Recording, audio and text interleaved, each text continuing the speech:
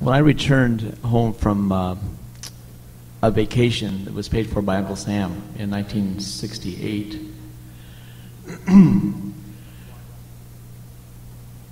I pretty much blocked out the experience of being in Vietnam for a year. My senses were fairly dulled. Wasn't quite sure where to put the experience.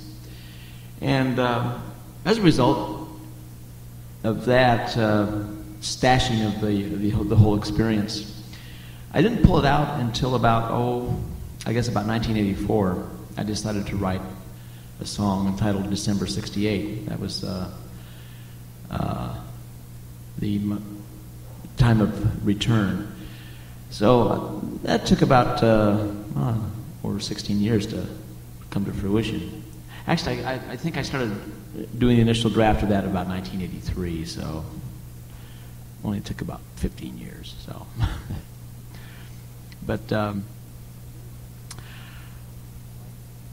in doing that song and writing that song, I really didn't want to regard it as a protest song. It was just kind of my own treatment on coming home. And in communicating the elements that inspired me to write it with my family, I came to the conclusion that everybody who was a citizen of this country is a Vietnam veteran. I don't believe I know anybody who hasn't been affected by that in one way or another. One time when I performed this song in New York, someone came up to me, said her brother was in Vietnam, and she felt that she had experienced as much pain as he did. And I believe her. I think the family pain was as great, if not greater, in some extent. So with the Welcome Home movement of the late 80s, while my sister was in the great state of Ohio, I had once returned, she wrote me a letter. And in this spoken word part of my presentation, I'm going to read the letter that she wrote me. And then I'll invite her up on stage, and we're going to do a treatment of December 68. This was written on Memorial Day. My dearest brother, a brief note on Memorial Day. While others must content themselves with the rubbing of the Vietnam Wall in Washington, D.C., or flowers at a graveside going on a quarter of a century or longer, I reflect on war, your war. The I thing again here. You came home, and for this I am selfishly joyful. Without you, I would have been paralyzed in the terror of our idiosynchronized roots, alone with no one else to understand my real life. You arrived home from the insanity of war to re-embrace the insanity of our family. Without this, I would have been abandoned forever. Thank you, Rick. I know now, whenever one of us must kneel at a graveside, you at mine, or myself at yours, we were given time, and I should tell you now how precious it is to me. This time we've had since your war, it will keep me one step ahead of the paralyzation. I love you dearly forever. Your sister Lois. When I received that letter, it was a brief but powerful awakening of what my sister and I hadn't said to each other through those times. And I want to thank her for writing that letter. Now I'll invite her up.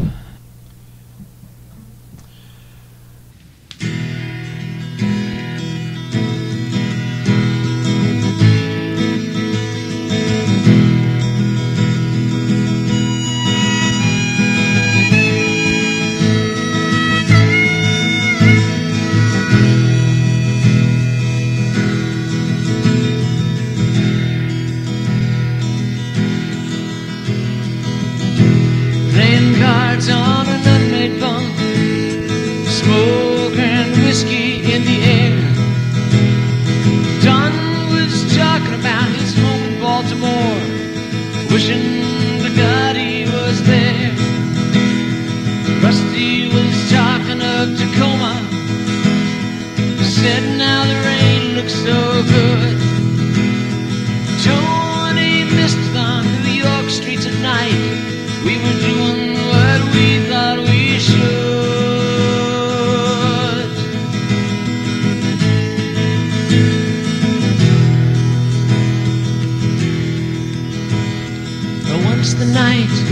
was peaceful.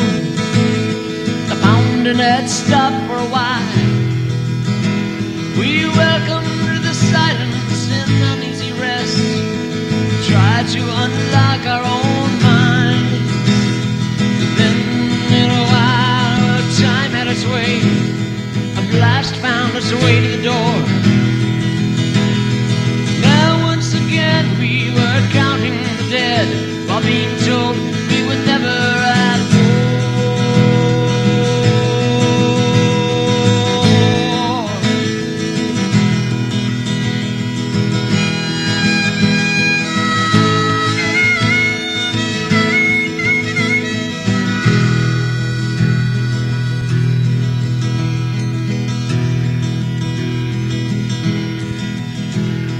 Months passed by slowly, I finally came home.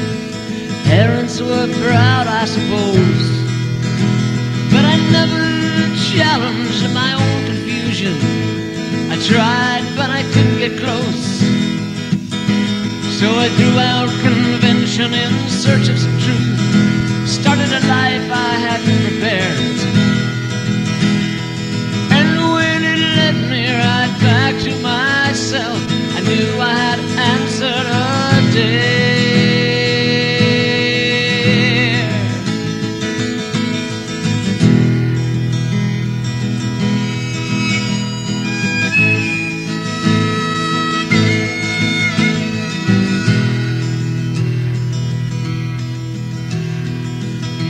To recognize where it all begins, I was raised with a gun in my hand. At age 7, my first plastic pistol. At 9, with a rifle I stand. Davy Crockett buckskins to a young future soldier. At age 10, what the hell does he know about war? But now just like me, he knows too damn much. We just can't fight anymore. But now just like me, he knows too damn much. We just can't fight anymore.